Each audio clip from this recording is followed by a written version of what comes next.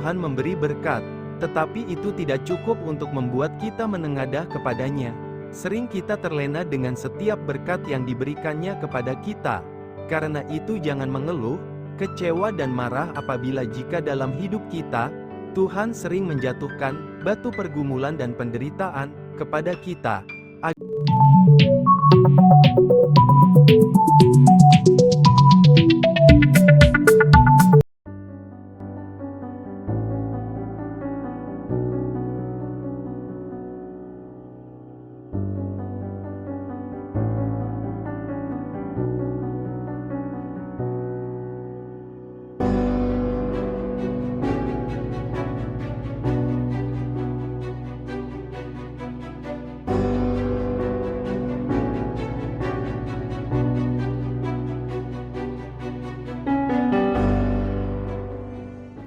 Kendati telah menjadi ahli waris kerajaan Allah, orang tidak dapat menghindar dari kenyataan hidup yang harus dihadapi di dunia ini.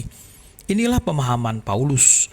Seperti kita ketahui, Paulus sendiri mengalami berbagai penderitaan justru setelah ia mengikut Tuhan. Kehidupan Kristen memang bukan seperti jalan mulus dengan hamparan berkarpet merah.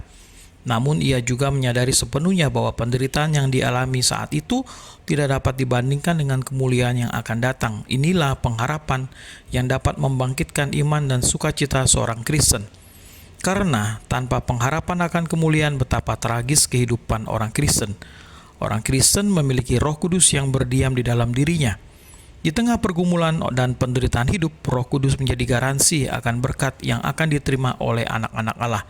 Roh Kudus adalah Roh yang memberikan pengharapan karena ia menjamin kemuliaan kekal kelak yang menanti kita. Roh Kudus juga menjadi penolong saat kita lemah. Ada seorang pekerja di suatu proyek bangunan, ia memanjat ke atas tembok yang sangat tinggi. Pada suatu saat, di posisi ketinggian, ia harus menyampaikan pesan penting kepada teman kerjanya yang ada di bawah. Pekerja itu berteriak-teriak tetapi temannya tidak bisa mendengarnya, karena banyak suara bising dari mesin-mesin, dan orang-orang yang bekerja, sehingga usahanya memanggil temannya yang di bawah sia-sia saja. Dan untuk menarik perhatian orang yang ada di bawahnya, ia mencoba melemparkan uang logam ke bawah, di depan temannya.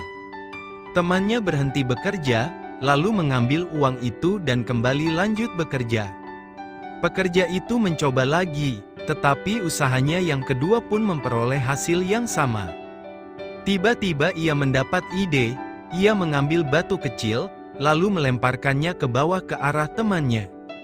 Dan batu itu tepat mengenai kepala temannya, dan karena merasa sakit, temannya menengadah ke atas. Nah, sekarang pekerja itu dapat menjatuhkan catatan yang berisi pesannya. Dari cerita ini, kita belajar bahwa Tuhan kadang-kadang menggunakan pengalaman-pengalaman yang pahit dan menyakitkan kepada kita, tujuannya untuk membuat kita menengadah kepadanya. Seringkali Tuhan memberi berkat, tetapi itu tidak cukup untuk membuat kita menengadah kepadanya. Sering kita terlena dengan setiap berkat yang diberikannya kepada kita. Karena itu jangan mengeluh, kecewa dan marah apabila jika dalam hidup kita, Tuhan sering menjatuhkan batu pergumulan dan penderitaan kepada kita, agar kita selalu dapat menengadah kepadanya dan berharap kepadanya.